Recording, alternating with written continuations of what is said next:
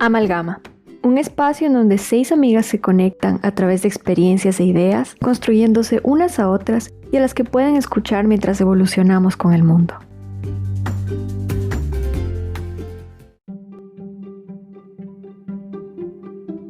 Porque lo que está a la orden del día es el pensamiento mágico, en el que nosotros somos expertos, ¿no? Esa idea de que hay soluciones mágicas, esa es una idea que anida en el ser humano, porque forma parte de sus deseos, ¿no? ¿Quién viene a resolverme mis problemas, ¿no? Es un poco como los niños. Los niños necesitan de los padres y la madre, sobre todo para sobrevivir. Alguien tiene que resolverme mis problemas. Tengo hambre, yo no sé sino llorar. ¿Quién me da de comer? Mi mamá. Bueno, mi mamá es la que me resuelve todos mis problemas.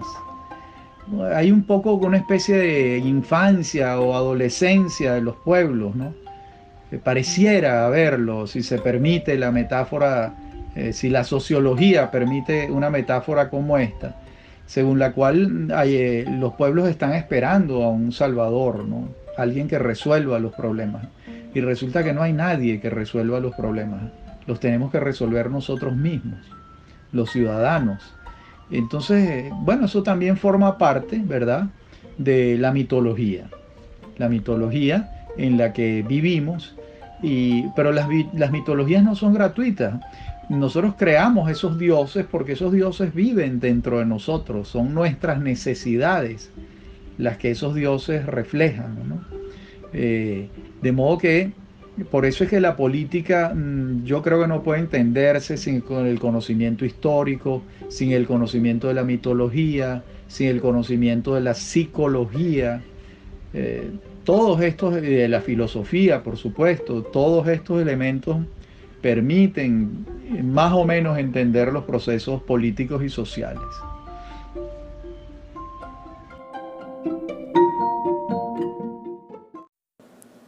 El devenir histórico de nuestros países ha estado condicionado por diferentes factores que han incidido en nuestro imaginario colectivo, en la manera en la que percibimos lo público y en las formas con las que nos relacionamos y entendemos la política. En este capítulo queremos adentrarnos a los rasgos comunes y a los matices diferenciadores de nuestros países, acercándonos a los procesos de construcción de nuestros estados-nación, reflexionando sobre los fenómenos sociales, políticos y culturales, así como los mitos y realidades y su incidencia sobre nuestra identidad. Para este episodio tenemos el honor de contar como invitado especial al historiador y ensayista venezolano Rafael Arraiz Luca, quien es profesor titular de la Universidad Metropolitana. También imparte asignaturas en la Universidad Católica Andrés Bello y en la Universidad Central de Venezuela. Es individuo de número de la Academia Venezolana de la Lengua y correspondiente de la Real Academia Española. Es abogado de la Universidad Católica Andrés Bello, especialista en gerencia de comunicaciones integrales de la Universidad Metropolitana, magíster en Historia de Venezuela, summa cum laude de la Universidad Católica y doctor en Historia de la Universidad Católica Andrés Bello. Es Premio de Poesía de Fundarte, Premio Municipal de Poesía de Caracas, Premio Monseñor Pellín al Mejor Articulista de Opinión del Año y Premio Enrique Otero Vizcarrondo del diario El Nacional al Mejor Artículo de Opinión del Año. Se ha desempeñado como jefe de redacción de la revista Imagen, subdirector de la Galería de Arte Nacional, presidente de Monti Ávila Editores Latinoamérica, director general del Consejo Nacional de la Cultura y presidente fundador de la Fundación para la Cultura Urbana. Ha sido investigador en el Instituto de Estudios Avanzados IDEA, Visiting Fellow de la Universidad de Warwick y titular de la Cátedra Andrés Bello del St. Anthony's College de la Universidad de Oxford. Se desempeñó como decano director del Centro de Estudios Latinoamericanos Arturo Uslar Pietri de la Universidad Metropolitana y como profesor de la carrera de la Universidad del Rosario en Bogotá. El gobierno de España le otorgó la Orden Isabel la Católica en grado comendador. Bienvenido, profesor. Un gusto contar con su presencia en esta conversación.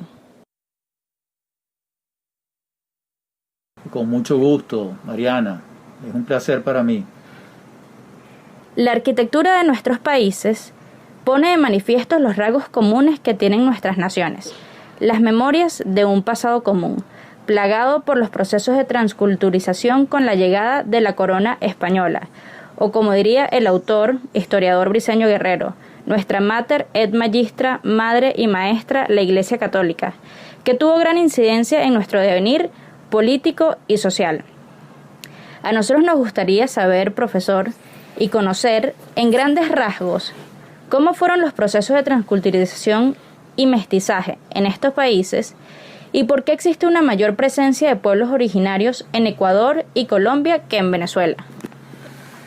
Bien, vale. Para eso tenemos que remitirnos a la etapa precolombina, donde estaban las etnias que tenían mayor cantidad de población. Es un tema demográfico. En América del Sur, la etnia con mayor cantidad de población eran los incas, sus primos, sus parientes, los muiscas en Colombia y también otras etnias en Ecuador, de modo que la mayor presencia indígena precolombina en América del Sur estaba en la cordillera andina, fundamentalmente.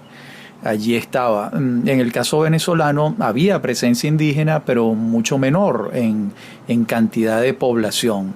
Por supuesto, en México y en Guatemala había muchísima población indígena. Todo esto se debía un poco a la dinámica del desarrollo de estas culturas, de estas etnias. Ya por ejemplo los incas en el Ecuador, en Perú, habían llegado a la agricultura de terrazas, habían construido casas, trabajaban la piedra de una manera que todavía es un asombro hoy en día en la manera como llegaron a hacerlo. De modo que eso hay que tomarlo en consideración para entender que cuando el Imperio Español desembarca en América Latina es fundamentalmente un proyecto de ocupación territorial, pero también es un proyecto cultural que lo lleva adelante la Iglesia Católica. Es un proyecto de la Iglesia Católica, la evangelización de estos paganos politeístas y traerlos al mundo del monoteísmo cristiano, donde Cristo es el Hijo de Dios.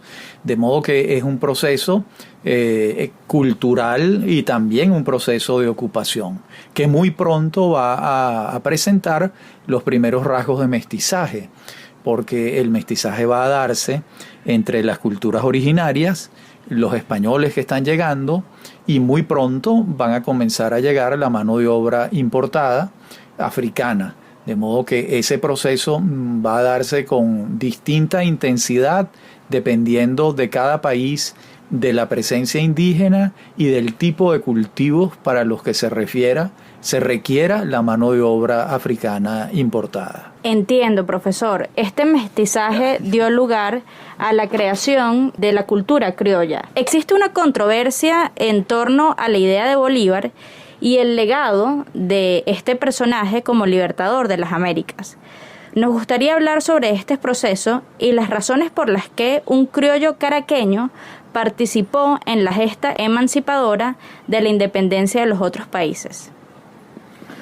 Sí, la pregunta es, bueno, ¿por qué Bolívar? La verdad es que Bolívar no llega a ser el comandante de este proceso de manera gratuita. Tuvo muchos fracasos por el camino. Recordemos, bueno, el primer fracaso lo tiene con Miranda en 1812. Después el segundo fracaso lo tiene cuando Boves lo derrota en 1814. Y él comienza realmente a tener éxito cuando se desplaza a Nueva Granada en 1819 con el respaldo de la Legión Británica, el propio ejército bolivariano, parte del ejército de Páez, parte del ejército de Manuel Carlos Piar y el ejército de Francisco de Paula Santander. De modo que Bolívar comienza a sonarle la flauta a partir de 1819. Hasta ese momento muchos le han discutido la preeminencia. Mariño lo enfrentaba, Arismendi lo enfrentaba, Bermúdez lo enfrentaba, Piar lo enfrentaba. Y finalmente Bolívar se va imponiendo con base, vamos a decir, en su voluntad, en su tenacidad. Y cuando logra la liberación de Nueva Granada, que el virrey Sámano escapa de Bogotá, dejando los tesoros del virreinato en Bogotá, toda la suerte de Bolívar cambia. Ya tiene recursos, ha tenido un éxito importante en la batalla de Boyacá y comienza a ser el Bolívar que conocemos, que es el héroe que ha tenido ya grandes conquistas, sobre todo la conquista de Nueva Granada. Después, en 1819, cuando regresa a Angostura y se crea la República de Colombia, pues todavía ya tiene un éxito mayor porque tiene un proyecto continental de grandes dimensiones. Y después vamos a tener la batalla de Carabobo en 1821, que es la última batalla en Venezuela donde él está presente. No es la última batalla venezolana, pero es la última en la que él está presente. Y se va a la liberación de los pueblos del sur, pero ya con una cantidad de logros en su maleta. Digamos que esa podría ser la explicación de por qué Bolívar se va imponiendo. Y sin embargo, para terminar de esta parte, tiene esa entrevista en Guayaquil con José de San Martín, porque San Martín viene también logrando victorias desde el sur de América, desde Buenos Aires, Santiago de Chile, Perú. Y en Guayaquil tienen esa entrevista donde no se sabe muy bien qué ocurrió, pero San Martín se retira, se va a Europa incluso, después de pasar por Buenos Aires, por supuesto, y Bolívar queda como la figura preeminente de ese proceso, ¿no? De modo que lo que quiero decir es que no fue coser y cantar para él llegar a tener esas dimensiones. En Venezuela tenemos la concepción de Bolívar como el padre de la patria y pues en su nombre en cada ciudad se han erigido plazas en el centro de cada una de estas comunidades en el nombre de Bolívar. ¿Es la misma percepción que nosotros tenemos de Bolívar que tienen en Colombia o en Ecuador? A ver, fíjate, esa preeminencia de Bolívar en las plazas mayores de los pueblos y ciudades es un hecho posterior, es algo que organiza Antonio Guzmán Blanco en 1883 con motivo del centenario del nacimiento de Bolívar. En ese momento Guzmán Blanco se trae una réplica de la estatua de Bolívar en Lima y la coloca en la plaza que va a pasar a llamarse Plaza Bolívar de Caracas, y hay una exhortación de que las plazas centrales de las ciudades y pueblos de Venezuela tengan una estatua de Bolívar también de distintas magnitudes, etc., ¿no?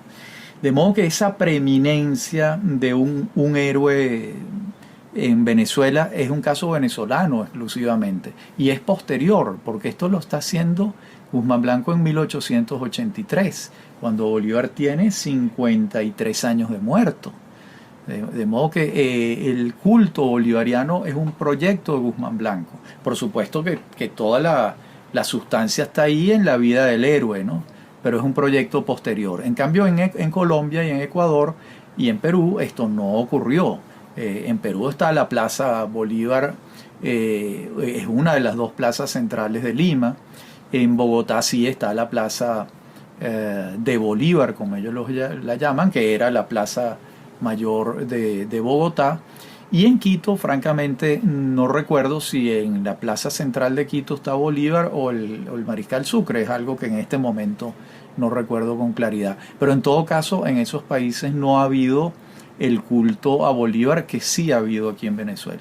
Una posición importante para resaltar la figura de Bolívar en Colombia. Primero que todo, es importante rescatar lo que usted mencionaba, profesor, sobre los pueblos indígenas y cómo era el origen antes de que llegaran las comunidades españolas. Colombia a hoy es considerado, de acuerdo con su constitución del 91, como un país multiétnico y pluralista donde existen o coexisten 102 poblaciones indígenas. Después de la llegada de las personas españolas y en palabras del antropólogo Karl Langebeck, se utilizó utilizó la categoría de civilización que permite abordar complejos y contradictorios discursos sobre los indígenas y su pasado. Es más, según este autor, los criollos y los españoles entendían a los indígenas de acuerdo con sus deseos y con sus necesidades políticas dentro de esta dicotomía de civilización y barbarie. Posterior a esto, cuando el fenómeno de la Ilustración llega a nuestra región, especialmente en las dos universidades más importantes de Colombia, que para entonces era el Colegio Mayor de San Bartolomé y el de Nuestra Señora del Rosario, se da todo este fenómeno independentista en el cual Bolívar juega un papel muy importante. En ese sentido, la visión de Bolívar ha sido quien lideró la batalla independentista y todo este movimiento, pero no solo. Por esta razón, no ha sido como una figura heroica única, sí es representado como el libertador, por supuesto, en Colombia es muy entendido bajo este concepto. Algo que a mí me llama la atención es cómo en Colombia se ha malentendido la figura de Bolívar y de los dos partidos tradicionalistas, que son el conservador y el liberal. Si a hoy estudiamos cuáles eran las perspectivas políticas bolivarianas, tienden a ser mucho más liberales que, por supuesto, conservadoras. Sin embargo, en Colombia, según los conservadores, Bolívar fue el fundador o el precursor de las ideas conservadoras para fundar este partido, que en contraposición a lo que algún día fue tomado como la lucha bolivariana por Hugo Chávez en Venezuela. ¿Cómo, y esta sí es una pregunta para usted, profesor, cómo desde una figura se pueden desprender dos interpretaciones completamente opuestas? Sí, bueno, muy buena la explicación. Realmente ese tipo de cosas ocurren, ¿no?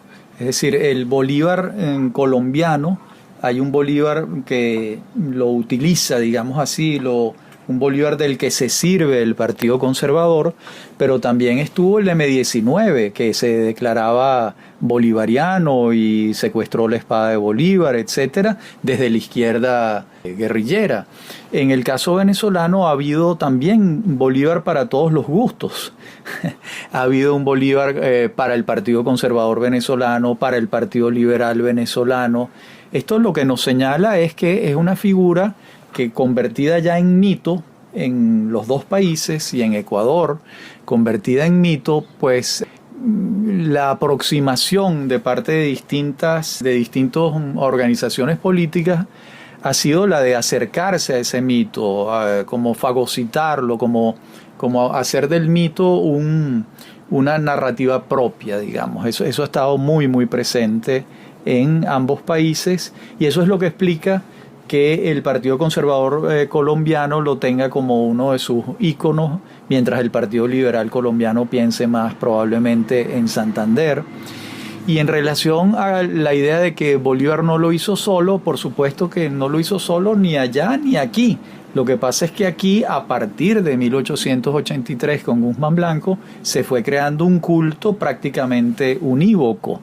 Y esa es la explicación según la cual desde hoy en día nos pareciera que Bolívar a los venezolanos hizo el trabajo solo, cuando en verdad fue el capitán, el coordinador de un equipo de muchísima gente.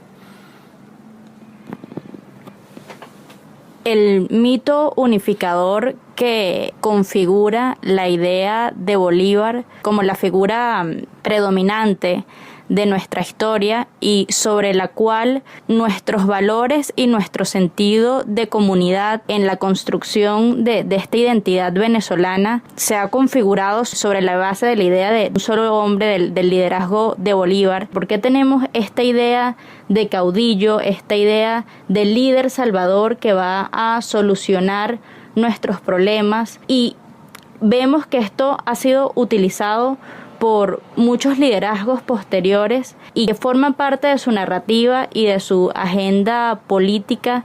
Bien, bueno, hay que considerar el momento en el que Guzmán Blanco se propone este mito unificador.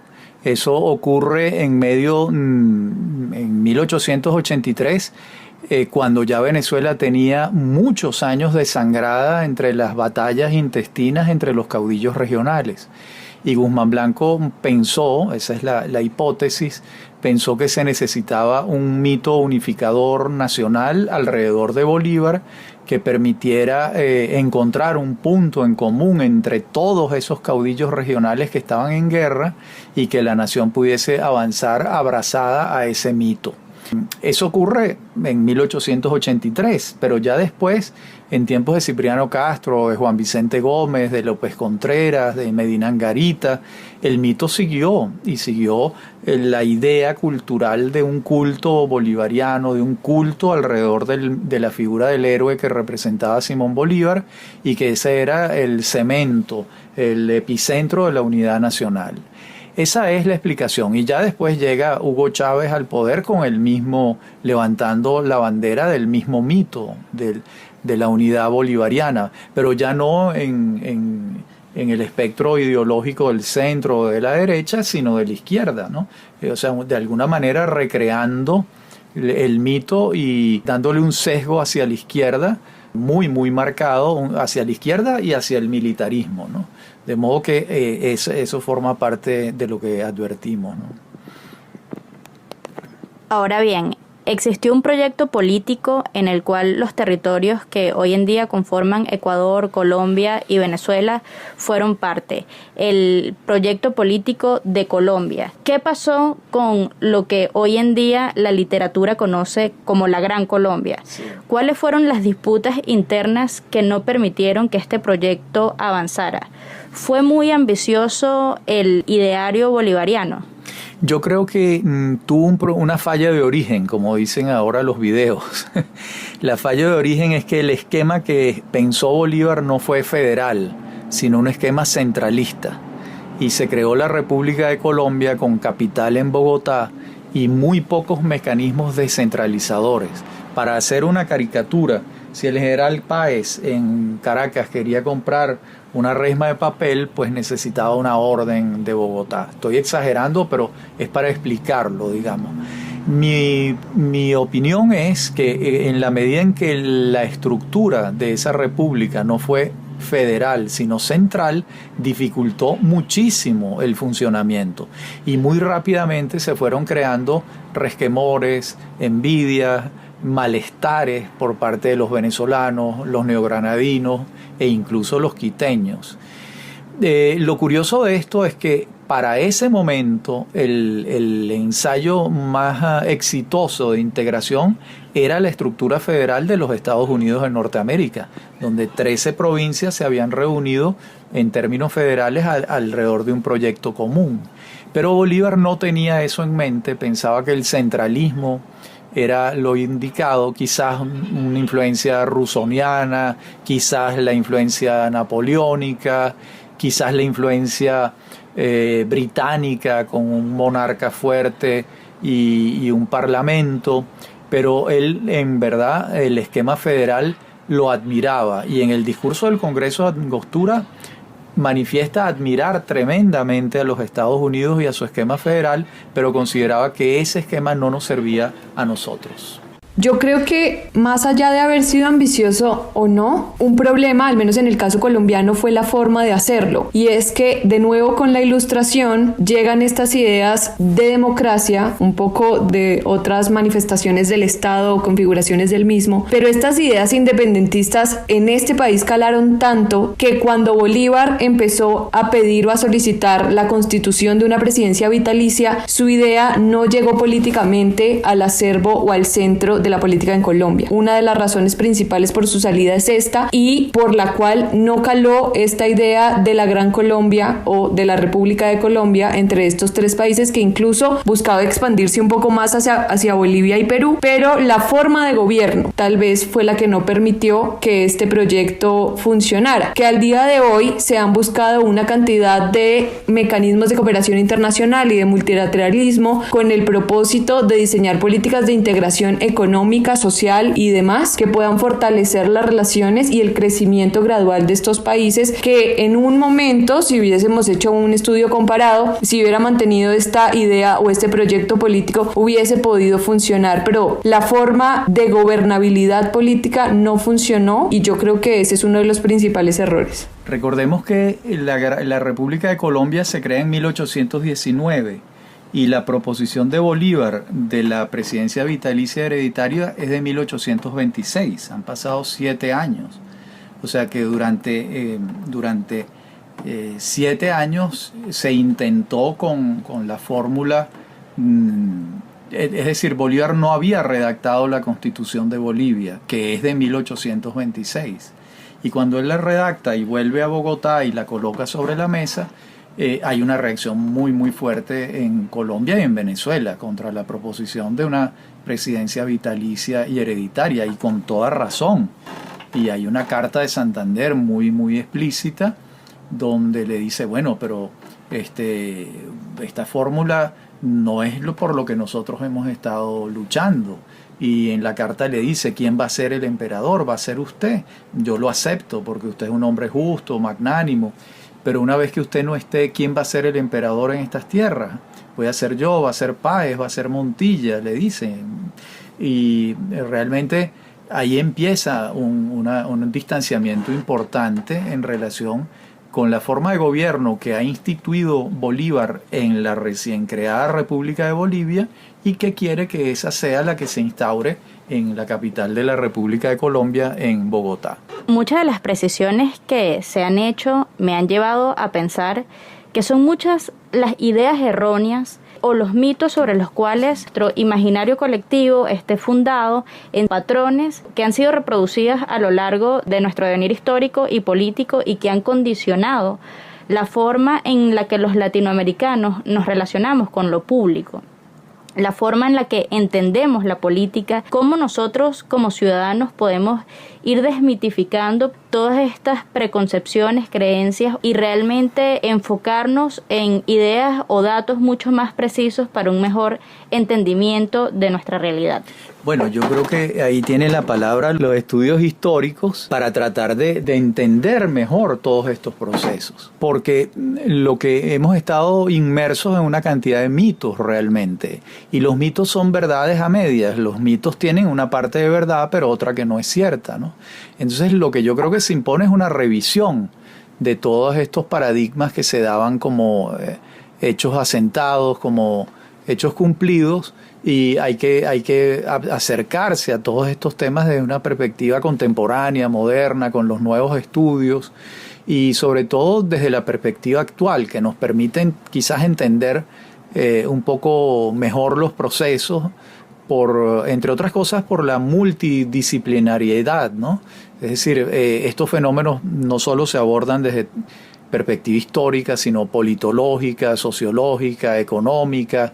Entonces, con el auxilio de la multidisciplinariedad podemos acercarnos con mayor eficiencia para entender estos procesos y apartar todo lo que es mitología para tratar de entender la nuez de los acontecimientos reales. Profesor, y creo que aquí juega una parte fundamental los historiadores como usted, justamente en el papel y en la necesidad de desmitificar todas estas figuras, de clarificar, por ejemplo, trayendo de nuevo el caso de Bolívar, cuáles eran sus reales inclinaciones políticas, cuál era su manera de concebir el Estado, su forma de gobernabilidad. Creo que eso resulta fundamental precisamente para que no exista esa mitificación o se realice la contradicción de la misma y empiece a verse de manera mucho más objetiva todas estas figuras que han sido utilizadas de acuerdo a los deseos y objetivos políticos de diferentes figuras emergentes. Claro, y incluso ese proceso en Venezuela ya tiene varios años. El primer libro desmitificador de Bolívar fue El culto a Bolívar del profesor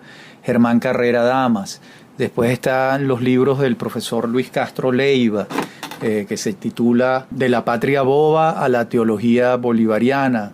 Están los trabajos del profesor Diego Bautista Urbaneja y muchos otros, de modo que ha habido un abordaje crítico de la figura del libertador, buscando entenderla sin mitos, sino dentro de una perspectiva verdaderamente histórica. Eso ha venido ocurriendo, y ha venido ocurriendo a mi juicio, con mucha eficiencia. Creo que es una constante en los latinoamericanos, esta idea del héroe, liderazgo mesiánico, y es algo que no lo vemos en la misma forma en otros países. Esto tiene que ver con que en estos otros países ha existido una mayor incidencia de una conciencia crítica, racional, de abordaje a los procesos sociales, o cuáles son las razones por qué los latinoamericanos nos hemos relacionado con lo público de esta forma. Yo creo que tiene que ver con el proceso de creación de estos estados, como fue producto de una guerra. y al ser producto de una guerra se configuraron los mitos de los héroes. En muchos de estos países hay unos héroes que son los héroes fundacionales, ¿no? Esto también pasa en los Estados Unidos. Washington es Washington y Hamilton lo es y Jefferson también. Entonces, en estos estados recientes que tienen apenas 200 años, los Estados Unidos un poco más, 240, digamos que por ser unos estados recientes hay toda una leyenda y una mitología alrededor de los padres fundadores, digámoslo así, ¿no? Entonces eso ha acentuado un carácter personalista, ¿no? Lo ideal, lo sano, es comprender que no hay un padre fundador, sino que es un conjunto de personas que integran un proceso de creación de los estados nacionales en América Latina. Creo que eso es lo saludable, verlo de esa manera, sin disminuir a nadie. O sea, nadie le está quitando las glorias a Bolívar, a Sucre, a Páez, a San Martín, a O'Higgins, a todos, ¿no? A Santander, pero entender que se trata de unos procesos políticos y sociales comandados por estos personajes.